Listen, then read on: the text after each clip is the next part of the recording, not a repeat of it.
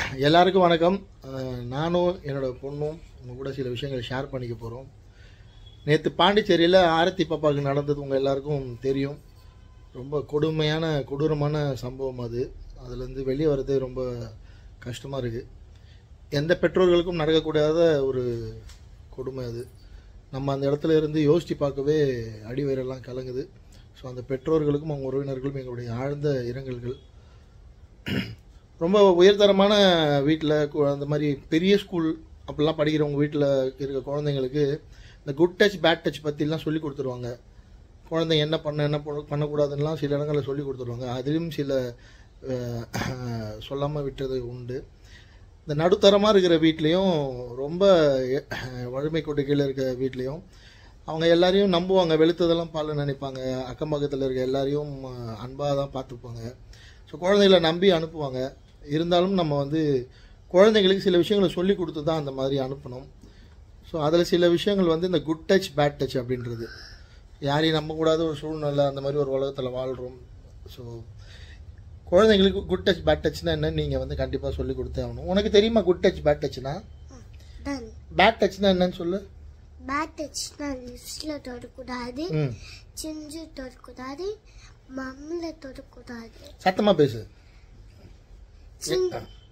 சிஞ்சுல தொடக்கூடாது, லிப்ஸ்ல தொடக்கூடாது, பம்ல தொடக்கூடாது. வேற எங்கெல்லாம் தொடக்கூடாது?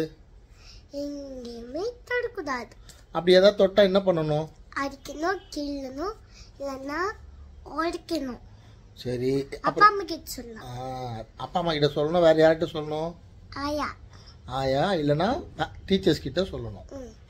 Very good. அப்புறம் யாராவது ஏதாவது போகிறவங்க வரவங்க தெரிஞ்சவங்க தெரியாதவங்களாம் ஏதாவது வாங்கி கொடுத்தா சாப்பிடலாமா? என்னெல்லாம் சாப்பிடக்கூடாது?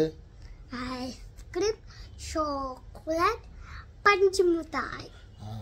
அப்படி ஏதாவது வாங்கி கொடுத்தா என்ன பண்ணணும்? வேணான்னு சொல்லி தண்ணி ஊற்றணும். சரி சரி, நமக்கு தெரிஞ்சவங்களே வாங்கி கொடுத்துட்டாங்க, அப்போ எப்படி சாப்பிடணும்? சாப்பிடக்கூடாது. அப்பா கிட்ட சொல்லிட்டு சாப்பிடலாம். நான் அப்பா அம்மாக்கு தெரியாமல் சாப்பிடலாமா? சாப்பிட்டா என்ன ஆகும்? போயிடுவாங்க கொண்டு. தனியா போலாமா எங்கன்னா அப்பா அம்மா கிட்ட தெரியாம? என்ன பண்ணுவாங்க? கத்தின்னு போயிடுவாங்க. யாரு? திருடாங்க. ஸோ அப்பா அம்மாக்கு தெரியாம சொல்லாம எங்கேயும் போகக்கூடாது, விளையாட கூட. சரியா? இல்லைன்னா நம்ம வீட்டில் யாராவது இருந்தால் அவங்க கூட தான் இப்போ விளையாடணும். Very good. ஸோ இந்த மாதிரி நம்ம நிறைய விஷயங்கள் நம்ம குழந்தைங்களுக்கு நம்ம சொல்லிக் கொடுக்கணும். ஃப்ரீ டைம் கிடைக்கிறப்பெல்லாம் குழந்தைங்களுக்கு இதை பற்றிலாம் பேசணும். சட்டத்திலையும் சில மாறுதல்கள் கொண்டு வரணும். சட்டத்தில் நமக்கு கருணைக்கு இடம் இருக்குது. அது மாதிரி கொடூரமான விஷயங்களுக்கும் இடம் இருக்கணும். குரூயல்ட்டி டெத் சென்டென்ஸ்னு ஒன்று உருவாக்கி அரசு இந்த மாதிரி ரொம்ப சென்சிட்டிவான இஷ்யூஸ் அப்போல்லாம் ஒரு கொடூரமான தண்டனையை கொடுத்து இந்த மாதிரி தப்பு பண்ணுறவங்களுக்கு ஒரு பயத்தை ஏற்படுத்தணும். ஸோ இந்த மாதிரி நிறைய விஷயங்கள் இருக்குது. இப்போ எல்லாம் பேசிகிட்டு இருக்காங்க.